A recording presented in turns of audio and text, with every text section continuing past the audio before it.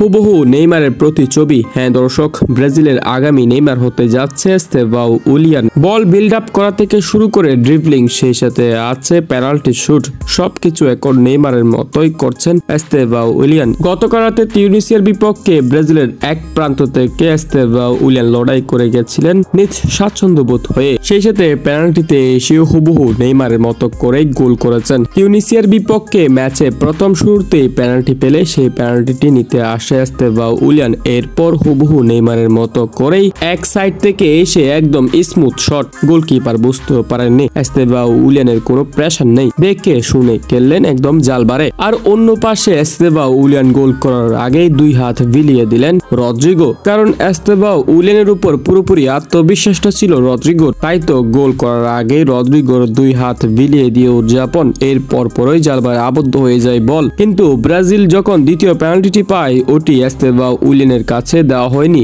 নিয়েছেন Lucas Paqueta, এবং ওইখানেই পেনাল্টিটি মিস হয়ে যায়। দর্শক, বর্তমান সময়ে ব্রাজিলের প্রত্যেক প্লেয়ার নিজেদের প্রতি আত্মবিশ্বাস হারিয়ে ফেলছেন, পেনাল্টিতে এসে পুরোপুরি নার্ভাস হয়ে যাচ্ছেন। কিন্তু একমাত্র ব্রাজিলের প্লেয়ার হিসেবে নেইমার জুনিয়র পেনাল্টিতে সেরা। শুধু ব্রাজিল নয়, পুরো বিশ্বে পেনাল্টি টেকারে প্রথম স্থানে আছে নেইমার জুনিয়রই। তবে ওই নেইমার জুনিয়রের দল ব্রাজিল বর্তমানে পেনাল্টিতে দেশে হারা হয়ে যাচ্ছে, তবুও তাদের মধ্য থেকে একজন উঠে আসছে সবার সেরা। হ্যাঁ দর্শক, তার নামই হলো এস্তেভাও উলিয়ান। কালকে যদি এই ছোট্ট ভুলটা না করতো, অর্থাৎ দ্বিতীয় পেনাল্টিটি যদি এস্তেভাও উলিয়ান নিত, তাইলে হয়তো জয় নিয়ে মাঠ ছাড়তে পারতো ব্রাজিল। কিন্তু লুকাস পাকুয়েতাকে পেনাল্টিটা দিয়ে পুরো খেলার মোড়টা ঘুরিয়ে দেয়। কিন্তু প্রত্যেকের মন জয় করে নিয়েছেন এস্তেভাও, কারণ শুধু পেনাল্টি শুট নয়, পুরো ম্যাচে দুর্দান্ত খেলেছেন তিনি। তিউনিসিয়ার ডিফেন্ডারদেরকে মাথার ঘাম জড়িয়ে দিয়েছেন এই ব্রাজিলের তরুণ বালক। যদি শেষ পর্যায়ে জয় নিয়ে ফিরতে পারতো, তাহলে হয়তো এস্তেভাও উলিয়ান সবচেয়ে বেশি খুশি হতো।